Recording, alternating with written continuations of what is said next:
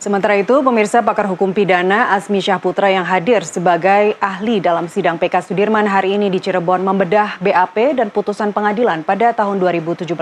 Azmi membongkar sejumlah kejanggalan dalam kasus Vina. Hal ini membuat dugaan peradilan sesat dalam kasus Vina semakin kuat.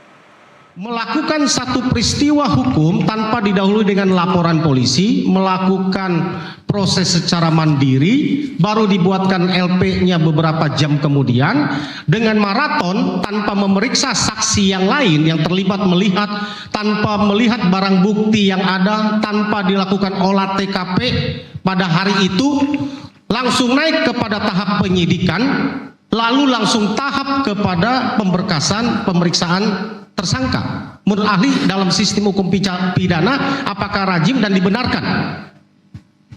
Mohon izin yang mulia, terhadap itu pasti tidak lazim.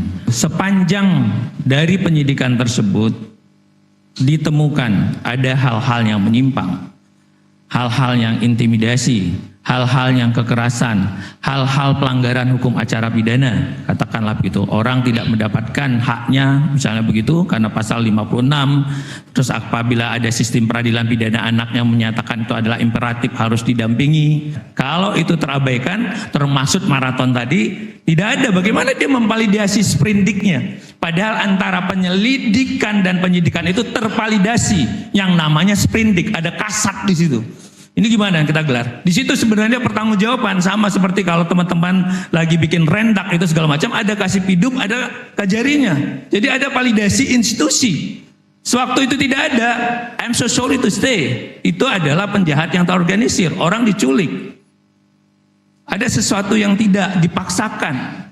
Loh, dia kan mewakili organ negara yang punya standar operasional prosedur adalah UHAP. Saya selalu bilang di kelas, ini SOP, standar operasional prosedur, norma, ya harus kita jalankan. Ojo minta adil kita semuanya kalau kita tidak tertib di awal. Kalau ada lompatan tadi, ada penyimpangan tadi yang bukan bidang yang ngambil, berarti situ ada sesuatu dong yang nyimpang. Kok dia? Maka patut diduga, semestinya hakim pada waktu itu begitu tangkap. Siapa yang dibunyikan itu, orang itulah yang harus dipanggil. Karena bisa jadi orang yang dihadapkan dalam BAP sudah lewat dalam fase itu. Coba lihat rentangnya lagi. Tanggal berapa? Maka yang tadi saya bilang, telusuri, telisik, teliti. Jaksa 138 bilang supaya dominus litis, Anda menerima dan memeriksa, Anda menerima dan menilai. Itu perintah UHAP. Supaya apa? Gagah sebagai dominus litis yang menentukan satu-satunya. Ini nggak bisa polisi, karena saya akan bertanggung jawab. Saya tidak mau, karena akan menjadi reputasi lah, atau nama baik lah, dan segala macam. Itu stoppernya ada jaksa. Kalau jaksa nggak kirimkan rendak dan dakwaan ke pengadilan, pengadilan juga nggak bisa. Kalau itu semua terjadi ahli, ada istilah peradilan sesat. Menurut ahli apakah cocok disematkan terhadap proses, terhadap semua prosedur yang tadi saya sampaikan tadi? Sebenarnya kan peradilan sesat itu terjadi dalam dua hal. Yang pertama, sesat terhadap fakta. Dan kedua, sesat terhadap penerapan hukum atau pasal apa yang dikenakan. Jadi ada sesuatu yang katakanlah mengungkapkan kejadian yang tidak sebenarnya. Catatan saya. Yang dibungkus oleh alat bukti di persidangan seolah-olah sebenarnya. Maka selanjutnya hakim mengambil hal tersebut menjadi pertimbangannya dan meneruskan dalam putusannya. Maka terhadap pengungkapan kejadian yang tidak sebenarnya, fakta yang dibungkus tadi, itu adalah peradilan sesat.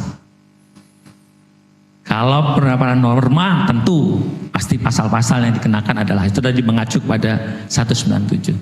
Kalau itu dapat, ya saya bisa sebut itu adalah peradilan sesat. Dibungkus seolah-olah alat bukti itulah yang paling benar. Dibungkus seolah-olah itulah yang terjadi. Dan akhirnya itu diambil oleh hakim dalam pertimbangannya. Dan akhirnya diputuskan oleh hakim. Namanya juga peradilan, makanya dari bawah disebutlah dia adalah peradilan sesat.